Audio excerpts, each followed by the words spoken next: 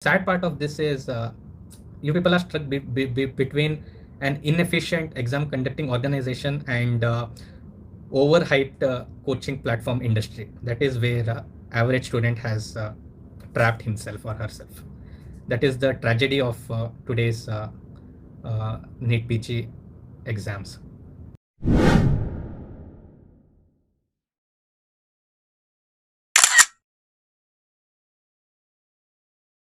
Most of your comments will be like, my last GT mock score was 80, or my last GT mock score was 100. I want to get above 140. What should I do? Because this is the question that I come across very frequently, very frequent. Okay. And I had addressed this issue in my videos also, but I don't think many of you have understood the concept behind it. See, the concept is very simple. Okay. Whenever an examiner prepares question paper, okay, so those examiners who are prepare question paper, they are oldies. Okay, they are not like youngsters who are preparing. They are not ones who are teaching at your coaching institutes. Okay, they are ones who are either directors of institutes, or they are some HODs in the respective departments and institutes. So these are the old guys who are preparing question paper. So whenever an old guy is preparing question paper, what does come to his mind? Does he go back to see what questions were asked previously? No, he doesn't know what questions were asked previously. He might have, what NBMS can do is they can give a list of questions which are asked previously and ask them to prepare in a similar manner. That is the practical approach that is followed. Okay, you don't need to have some rocket science behind it. Okay, they'll give a set of papers, like they'll tell these are the papers, some model papers. You need to prepare questions according to this. Now a person, like for example, a pediatrician who is, let's say, HOD of some institute, and he is given task by NBMS to prepare this question papers. Now what will he do? He'll see these things. Okay, he'll see that, okay, these are the questions I need to frame. He'll go to his source. Now his sources are standard books only. Okay, now what he'll do, he'll try to prepare these questions, and what questions will come to his mind? Will some rare syndromes and all come to his mind? No. What comes to his mind is common things. Okay, common things, whatever he says, the common cases. So common cases, for example, on diarrhea. Diarrhea cases, this professor will be saying on a day-to-day basis. Okay, he'll be saying cases of neonatology. Okay, developmental milestones. Whatever he teaches to his UG students, whatever he has been teaching so far in his for MBBS students or PG students, those will be the questions. So the questions, and he also try to stick questions to the ones which were asked previously, because he doesn't know the exact format of questions whichever it needs to be prepared. So he'll just stick to similar questions, and he'll try to do some modifications in this. This is the reason why PYQs form the basis. It is not because someone from Marrow or from Bhatia or from Prepladder, the one who is preparing QBank, is going to sit in your exam and prepare some very hard GT questions like the ones they prepare for GT, especially the mock test. No one is going to prepare like that. Okay, and no one is going to cross check much also, because whatever this like the examiners give the questions, okay, this professor that they do, that will be maybe cross checked by few people, and then it will be published by NBMS. That is the reason why there is so much ambiguity in the answers also. There might be sometimes 2 options, sometimes 3 options which are correct. Okay, sometimes the question itself won't be correct. If you watch Dr. Rakesh Nair's videos, he'll tell straightforward that I don't know who prepared this question paper, but this doesn't make any sense. Okay, so that is the reason behind it. So from this, what you can learn is when anyone prepares a question paper, they want a basic backbone on which, or a basic format on which they'll prepare questions. And that preparation of questions is based on your PYQs, because PYQs will form a model set of questions for these examiners from which they will be framing questions. That is the reason PYQs are repeatedly asked. It is not because NBMS is selectively computer based. Okay, just like GT, in GT they will be doing algorithm or maybe AI based questions are also asked nowadays. Okay, so they'll just give a set of commands and computer will generate question. It is not the same in actual exam. Okay, in actual exam a human being prepares, and when a human being prepares, he won't be very creative. He won't have time to be much creative.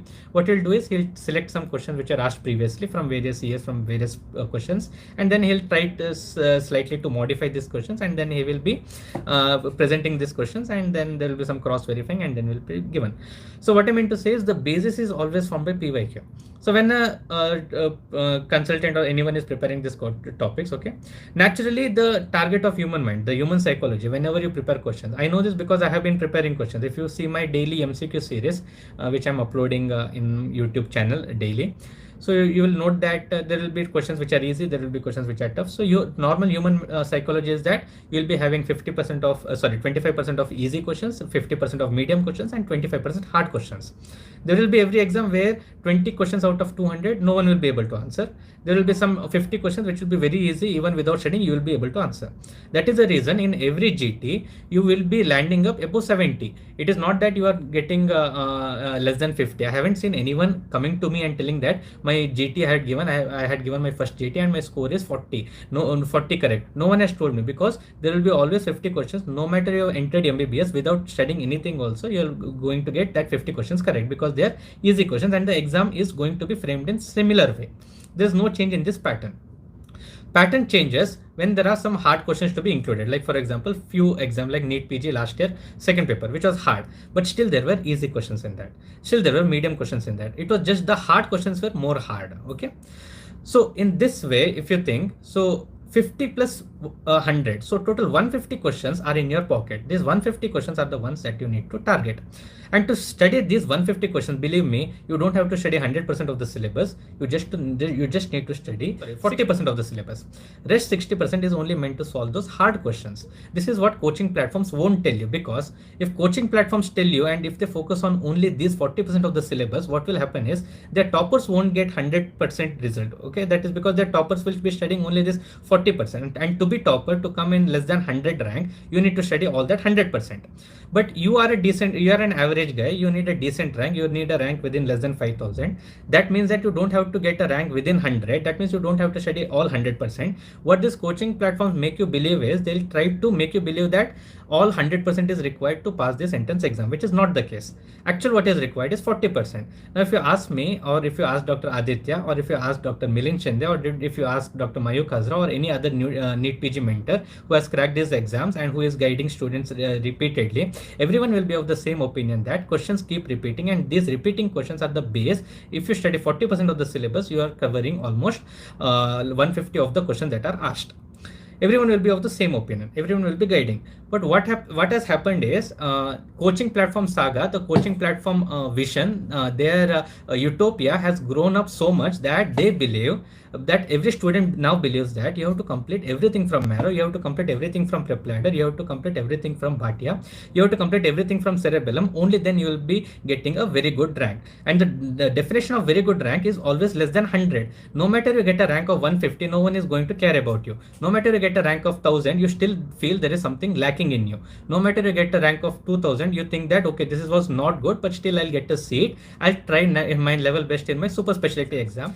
Realization comes later, but now I'm giving you this from my personal experience also. When I got a rank of 838, I felt the need of attempting exam again, because in my mind also there was a thought that was implanted by the coaching platforms that getting a rank of 800 is a very bad thing. You won't get anything. You should get a rank of less than 10. You should appear in the Marrow banners. You should appear in prep ladder banner. You should appear in DAMS banner. Everyone should know about you. That is when you get success, which is exactly the wrong notion. Exams are done. Once exam is done, then counseling comes, then reality strikes back. Then you realize that okay, there are some more things to be done in life rather than aiming for less than 100 rank. So your target now should be those 150 marks. Okay, that 150 score. Okay, that total 150 questions that you're going to target. Now what happens is, in the attempt to go through every 100% of your syllabus, you'll miss that 40% of the syllabus, which actually will give you 150 correct responses in the exam. So what you need to do is, you need to selectively focus on these 150 questions, and for that you need to selectively focus on this 40%. That's why I repeatedly tell, and Dr. Aditya Gupta, whom I used to follow a lot during my PG preparation, he used to have a saying that "Kam padho, bar bar padho," which exactly I want to repeat to you also. Study less, but study repeatedly. When you study repeatedly a topic, things will retain better in your memory, and you can add on to that. So what you need is a basic source of preparation. So now coming to your basic source of preparation, it can be either BTR. BTR is an excellent resource. Rapid revision is an excellent resource from every coaching platform. Now what was the need of rapid revision? I'll tell you the concept behind that also. What is the story behind that? Initially, when online coaching platforms were released, there were not many competition. Okay, there were only 1 or 2 platforms. After COVID had come, many platforms came into picture. Now what happened was initially their content was less. If you see Marrow Bank, initially there were hardly some 18,000, 10,000 MCQs or maybe 15,000 MCQs, and the content was also less, which you could easily cover within given amount of time. But what happened later on is there was a lot of competition between coaching platforms, and everyone wanted to show that top 10 ranks are from their coaching platform. So this can only be done when when all of their questions are asked in the NEET PG exam. And when all of the questions are asked in the NEET PG exam, that can only happen when all your content is this when your content is increased. So in order to increase your content, what you need to do is you need to put more video lectures, you need to put more MCQs, so that you can tell that out of 200 questions in NEET PG, our platform has got 191 correct, 191 MCQs have come in our platform, from our platform, 195 questions have come from our Q bank. Okay, that is the thing.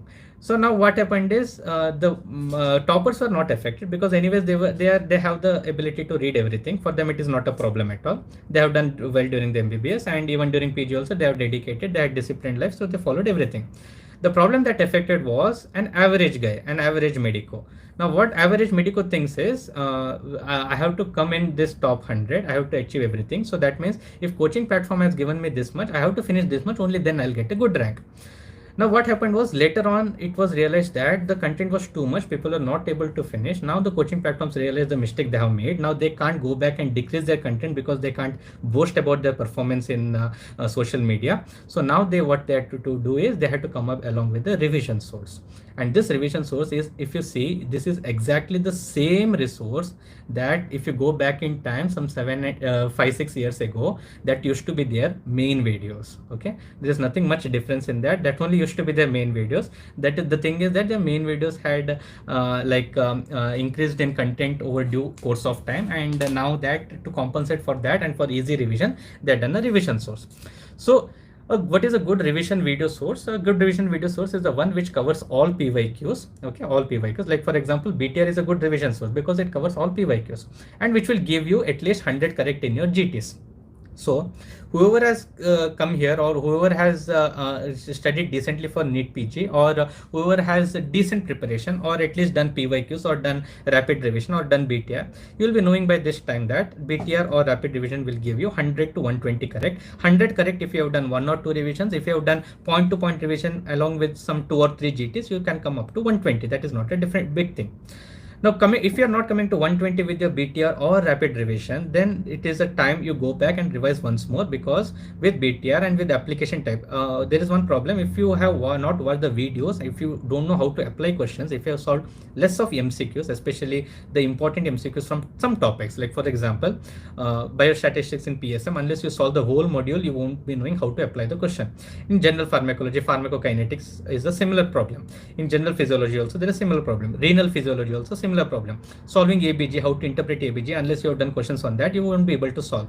Tumors in OBG or tumors in surgery, what is the management for that? Unless you have gone through that properly, you won't be able to solve. Okay.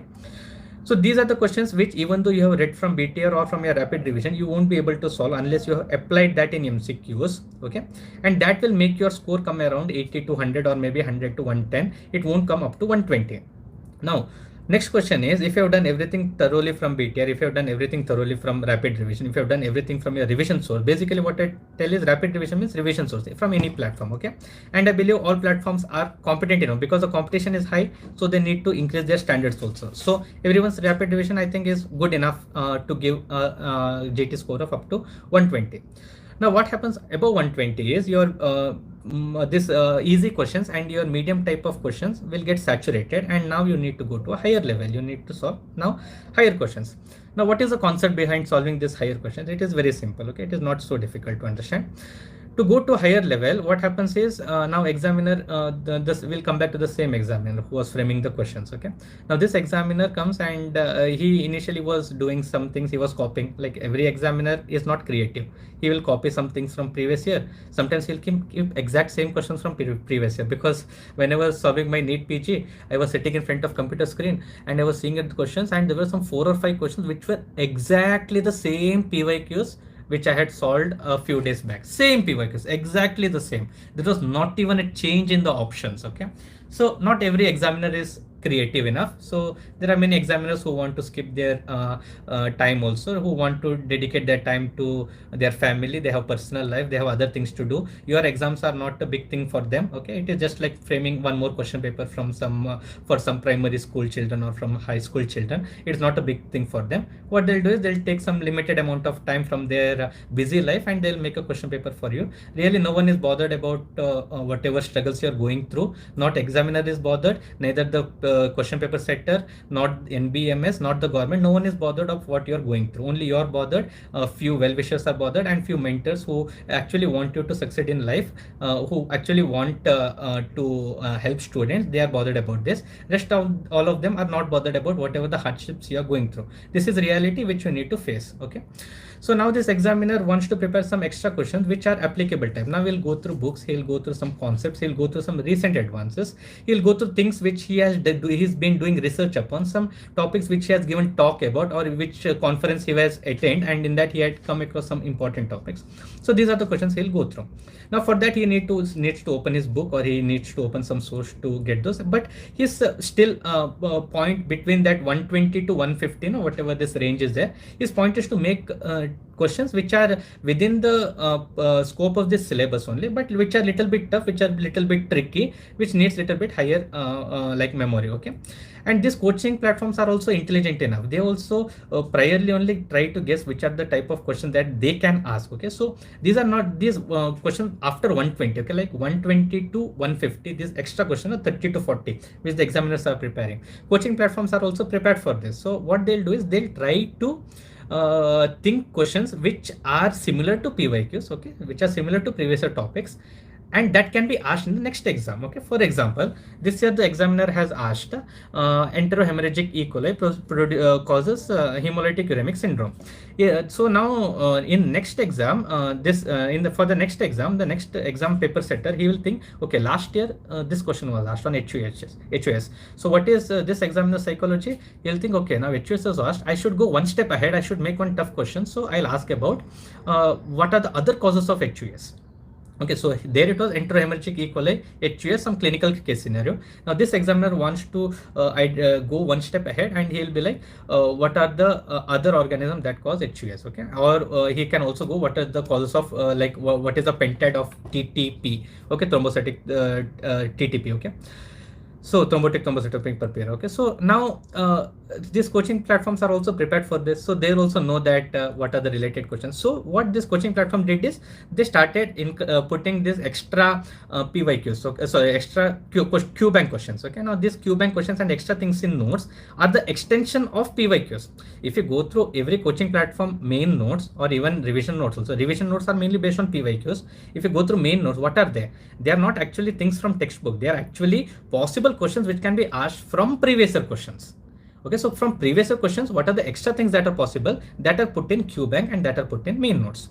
Okay, so that's why your next step is to go through main notes for these important topics. Now you know that examiner, if the examiner, okay, who is setting the question paper, if he asks a tricky question from a less asked topic, then that becomes a hard question. Underline my point, a tricky question. Okay, a tricky question from less asked topic. Okay, some rare syndrome, like maybe Down syndrome, some rare complication, that is a hard question.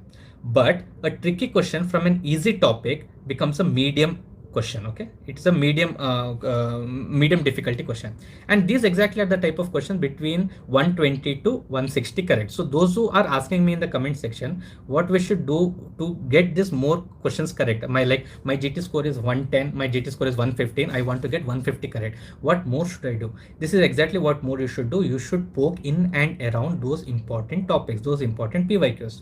Now how to poke in around in and those important PYQs is you should selectively study those important topics from main notes. Are you getting my point? I think I haven't explained in any of my videos in so much detail regarding all these things. I think this you should need to know, or else you won't understand why you need to study certain topics in a certain way. That's why if you go to my previous video on revision, how to complete revision in 28 days, in that I clearly mentioned up to GT score of 120, you should focus on PYQs. If you want to focus on 120 to 140, I had mentioned a line called important topics from main notes. What is the meaning of that important topic? Like for example, breast in surgery, read from main notes because it is an important topic. Embryology of cardiovascular system, embryology of pharyngeal arches, important question. Examiner won't only ask PYQs, examiner will also ask questions that can be framed based on PYQs. And those are PYTs and one extension of that PYTs. Got my point? This is what those people need to do, those who are getting less than 120, but those who want to reach up to 150. Up to 150 you can reach till with this approach, okay? Because in your rapid revision or in your BTR, only one word will be given about a PYQ, but in this Pearls there will be an entire table, so you are not going to miss anything. You're trying to cover as much as possible whatever examiner can ask from that particular table or from that particular cycle or from that particular image. So that's why I'm a very big fan of this Pearls, and I would strongly recommend. I had also recommended in my previous videos. So to get something between 120 to 150, two things you need to focus right now. I believe that you had already done PYQs or you would have done BTR or rapid revision. Along with that, do two things. One is important topics from main notes, and second is important Pearls. Like for example, urea cycle defect Pearl is a very important Pearl, okay, on urea cycle defect. So you need to revise that urea cycle defect Pearl so that it will be a revision for you, okay? Try to bookmark that Pearl, okay? Similarly, one more Pearl if you ask me is loop diuretics mechanism of action. Which loop diuretic acts on which mechanism, okay? That is also one important thing. Third is antiarrhythmics, there is a Pearl, okay? So this is important topic. If you already know which are PYQs, it is easy for you to browse and easy for you to search through important Pearls, okay? And these important Pearls will exactly you will get to know like which are important and which are not, and try to bookmark this, because in the last 7 days of preparation, even if you have not done anything, going through this Pearls itself will guarantee you a good rank. Take it from me, okay? If you want to go, if you're in the range of 140 to 150, okay, and you want to go above 150 or above 160, see, with all these things, with PYQs, with important topic from main notes, with this one Pearls, okay, you can reach up to 160. 160 is possible because I did only this in my preparation during internship. I had no time to go through notes. I did only this, and I had not done all the things out of this, but still I was able to get a score of 160, which I think was a good enough decent rank at that time. But now I think the competition has reached so much. Even 160 at that time was 800 rank, 161 was correct response. So my rank was 800 rank, 838. But right now I think it will be like around maybe 2000 or 3000, but still it's a good enough decent rank, okay, to reach up to 160. And in these 2 months this is possible. You can do this, okay? It is not like you can't do this. Above 160, what is needed is main notes, because now the examiner will be like in the exam sector will be thinking, okay, now I have to do those questions which are very difficult, okay? With those questions which are very difficult, no one should be able to solve them. So he'll try to pick up those questions which are not PYQs, which are not common things, also not common diseases. They will be rare diseases, and that's why you'll feel the questions are hard, okay? So these are around 40 to 50 questions, in which toppers also won't be able to solve around 20 questions. So you don't have to worry about these 40 to 50 questions. What is in your hand is this 150 questions which you shouldn't miss. And missing those 50 easy questions, if you have not done those 50 easy questions, that is a crime. That is a crime in NEET PG.